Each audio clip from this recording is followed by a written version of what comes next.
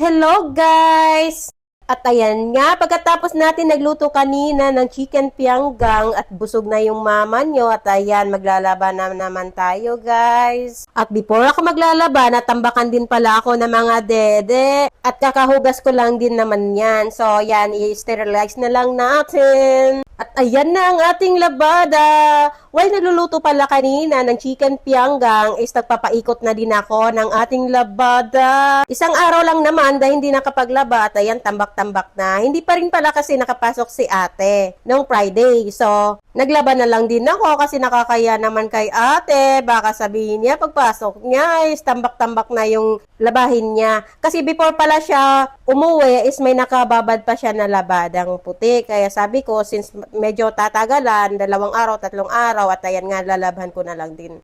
At saka nagpalit din kami ni Iman ng bedsheet. At 2 AM na pala to guys at hindi pa ako nakakatulog. Sabi nga namin ni Iman is itutuloy na lang namin hanggang sa magsahur. At habang naglalaba ako, sabi ko nga sa kanya is mag-movie marathon na siya. Pero habang nanonood at siguro na boring, sabi niya hindi niya kaya, matutulog na lang daw siya.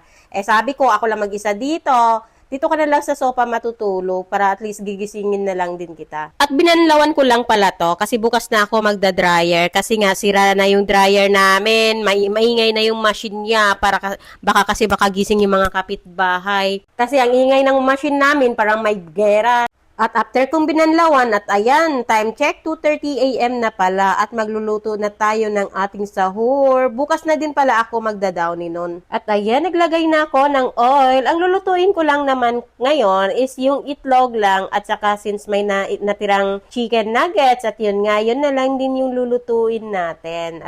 At may natira pa palang chicken pianggang kasi 2 lang kami ni Iman na kumakain. At ayan nga, gustong-gusto ni Iman. First time niya din lang pala to natikman tong luto ko na chicken pianggang. Pero, at ayun nga, kahit first time niyang natikman, at ayun nga, gustong-gusto niya yung lasa. At since malapit na ako makaluto, at ayun nga, ginigising ko na siya kasi nga, parang nagsasalita habang natutulog kasi nga, giniginaw daw siya. Kaya sabi ko, bumangon na siya. At since 2 lang naman kami ni Iman, kaya hindi ko na din inubos yung chicken nuggets. Tapos at ayan nga, nagpainit na rin ako ng mainit na tubig, syempre.